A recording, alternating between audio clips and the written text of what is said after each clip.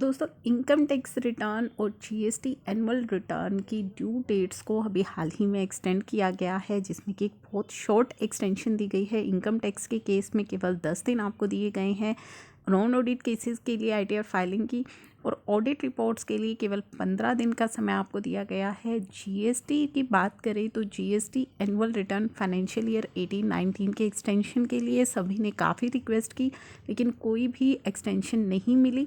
19-20 के लिए इन्होंने हमें केवल 2 महीने की एक्सटेंशन दी है, जो कि बिल्कुल टोटली अनजस्टिफाइड है।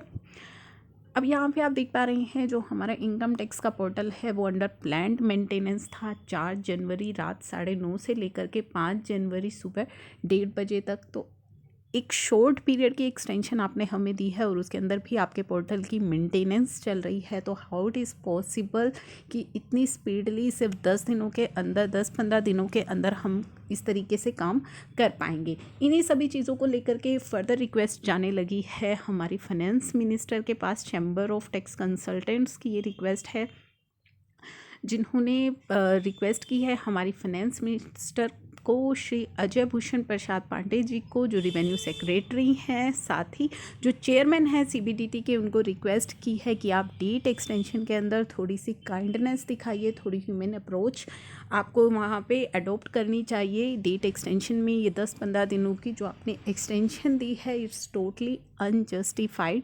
इन चीज़ों को उन्होंने यहाँ पे जो पॉइंट्स रेज किए हैं काफ़ी सारे, उनमें से मैं जो इम्पॉर्टेंट चीज़ें हैं केवल वही आपके लिए रीड कर रही हूँ।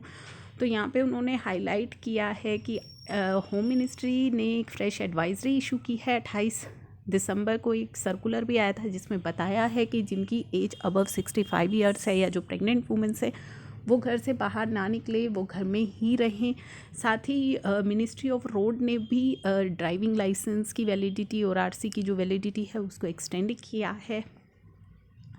काफ़ी सारी कोर्ट्स हैं, अगर हम बात करें हाई कोर्ट है, they are not fully functional. Income tax department भी अभी फुली फंक्शनल नहीं हुए हैं। मुंबई सिटी की बात करें तो अभी लोकल ट्रेन्स भी नहीं चल रही हैं, ट्रैवलिंग भी इम्पॉसिबल है।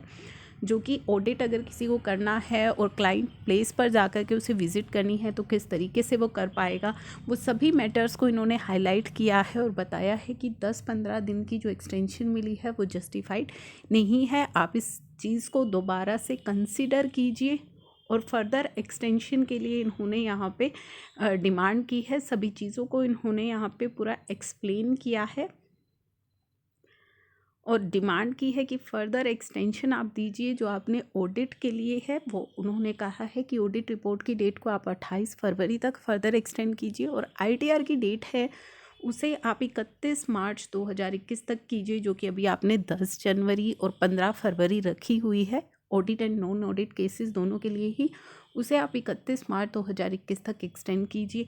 विवाद से विश्वास स्कीम की भी डेट को 28 फरवरी तक एक्सटेंड करने के लिए इसमें रिक्वेस्ट की गई है।